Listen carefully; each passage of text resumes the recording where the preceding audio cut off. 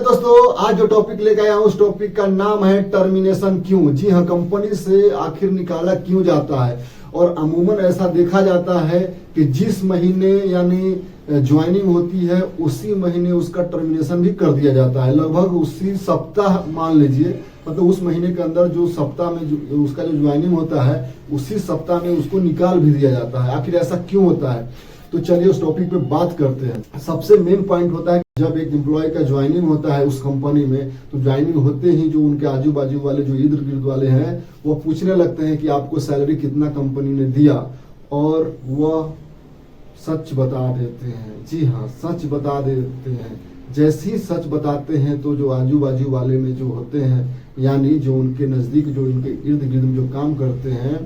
उनको जलन सी हो जाती है कि हमको इस कंपनी में आज तक काम करते करते मतलब कम पगार मिल रहा है। जैसे मान लीजिए कि कोई अगर नया एम्प्लॉय वहां पे जाता है, उसको 50,000, 40,000, 45,000 सैलरी दे दिया जाता है, पगार दे दिया जाता है, और उनसे पहले जो वहां पे काम करते हैं लगभग सेम कैटेगरी का काम करते हैं तो उनको 30,000, 32,000 या 35,000 दिया जाता है। लेकिन जब एक कर्मचारी के एम्प्लॉय को नई कंपनी में ज्वाइनिंग होता है और ज्वाइनिंग होते ही मतलब उसी दिन या उसके कल होकर के लोग आपस में मिलने घुलने लगते हैं और उनसे पूछने लगते हैं कि आपका सैलरी कंपनी ने कितना दिया, कितना ऑफर किया, तो एम्प्लॉय सच बता देता है कि हमको सैलरी 40,000, 42,000, 45,000 दिया है। तो इतना सुनते जो आजू बाजू जो काम करते हैं उनके इर्द गिर्द में जो काम करते हैं उनमें काफी चहल मच जाती है, उथल पुथल मच जाती है, और बात मतलब कानों कान इधर से उधर पूरे फैल जाती है। यहाँ तक कि एमडी, डायरेक्टर, बॉस तक फैल जाती है। और जैसी बॉस तक बात फैलती है तो बॉस क्या करते हैं उस स्थिति में आकर के जो पुराने एम्प्लॉय होते हैं उनके समर्थन में आकर के बॉस में भी दो मतलब कि सोचने वाले होते हैं। कहीं कहीं आप देखिए कि डायरेक्टर और एमडी दो तरह के होते हैं। जो डायरेक्टर ज्वाइनिंग करवाए तो ज्यादा पगार दे दिए, और एमडी को जब मालूम चला तो उस स्थिति में उनको वहां से टर्मिनेशन कर दिया जाता है। ऐसा देखा गया है प्राइवेट कंपनी, छोटी छोटी कंपनी में। तो आप हमेशा यह चीज को छुपा के रखें कि जब भी आपकी कंपनी में ज्वाइनिंग हो तो जितना भी आपको सैलरी मिलता है लगभग उससे 5,000, 7,000, 8,000 यहाँ तक कि 10,000 कम ही बताए तो आपके फ्यूचर में ज्यादा बेनिफिट होगा। जब तक कि लोग दूसरा आदमी जानकारी सैलरी के बारे में होगा तब तक वहां पे आपका 1 महीना से 2 महीना कट जाएगा और वो धीरे धीरे बातें पुरानी हो जाएगी। और ऐसा एक कर्मचारी को हमेशा करना चाहिए। जब कंपनी छोड़ना चाहिए तो सैलरी कहीं दूसरी जगह मिलता है उसको जितना भी उससे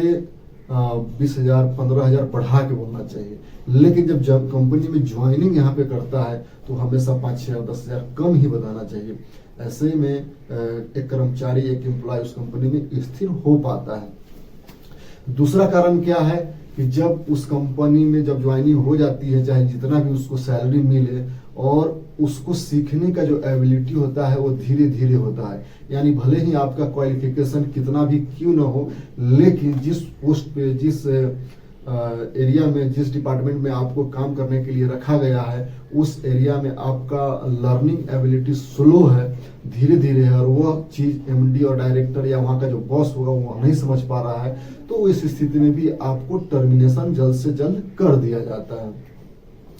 तीसरा क्या होता है कि टर्मिनेशन होने का तीसरा जो मुख्य कारण है कि वहां पे आप जब ज्वाइनिंग होते हैं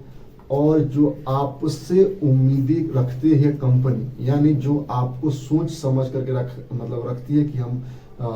इस स्टाफ से, इस कर्मचारी से इस तरह के काम करवाएंगे, और उस तरह के आप काम में मतलब वहां पे नहीं खरे उतरते हैं, यानी जो आपका जो काबिलियत है वो हाई क्वालिटी का नहीं है, तो उस स्थिति में भी जो एमडी होता है, बॉस होता है, डायरेक्टर होता है वहां का, वह देखता है कि हमने जो सोच करके एक एम्प्लॉय को यहाँ पे लाया था वह हो नहीं रहा है, और अगर इसको अधिक दिन तक हम कंपनी में रखेंगे तो उसका सैलरी का बोझ इफेक्ट कंपनी पे पड़ेगा। तो उस स्थिति में भी आकर के एक कर्मचारी और एक एम्प्लॉय को निकाल दिया जाता है। चौथा कारण क्या होता है कंपनी से एम्प्लॉय को निकालने के लिए, कि जब आपको वहां पे ज्वाइनिंग करा दिया जाता है और इंटरव्यू लाइनअप में रहता है, यानी आपको नौकरी की ज़रूरत है और वहाँ पे अच्छा सैलरी आपको मिल गया और वहाँ पे आप ज्वाइन कर गए, जैसे मान लीजिए कि आपको 20,000 या 25,000 ज़्यादा अधिक करके आपको सैलरी कंपनी दे देती है, लेकिन वहाँ पे लाइनअप में इंटरव्यू रहता है, यानी आपको ज्वाइनिंग होने के बाद भी वहाँ जो इंटरव्यू रहता है उस कंपनी के लिए, उस पोस्ट के लिए, वो चालू रहता है। तो देखता है कि कुछ ऐसे जो एचआर होते हैं या कुछ डायरेक्टर होते हैं, कुछ एमडी होते हैं या फिर कुछ बॉस होते हैं वहाँ के, वह देखते हैं कि इसको हम लोगों ने काफ़ी सैलरी दे दिया है और अचानक उसके कंपनी में कोई ऐसा इंटरव्यू देने के लिए आ जाता है जो आपके आधे सैलरी में वही काम, वही चीज़, वही काबिलियत करके वो दे सकता है, तो उस स्थिति में भी आपको टर्मिनेशन कर दिया जाता है। लेकिन यह चीज़ आपको जानकारी नहीं आएगा, आपको समझ में नहीं आएगा, क्योंकि दूसरे कारण बता करके, यानी दूसरा प्रॉब्लम, दूसरा फॉल्ट बता करके आपको कंपनी से निकाला जाएगा। जी हाँ, तो यह चीज़ आप हमेशा याद रखिएगा कि जब भी आप कंपनी में ज्वाइनिंग करें तो हमेशा 10-15 हज़ार आप कम बताएं, या फिर सैलरी पे कोई चर्चा ही नहीं करे, पगार पे कोई चर्चा ही नहीं करे, तो आपका उस कंपनी में फ्यूचर और कैरियर दोनों अच्छा रहेगा और बरकरार रहेगा। और जब कंपनी में आप रेजिग्नेशन देते हैं, यानी कंपनी को जब आप छोड़ते हैं, तो जितना वहाँ पे मतलब कि दूसरे कंपनी में आपको मिलता है, ऑफर मिलता है, उससे 15,000 20,000 बता करके जाए कि कंपनी में हलचल मच जाए। तो वीडियो देखने के लिए बहुत बहुत धन्यवाद।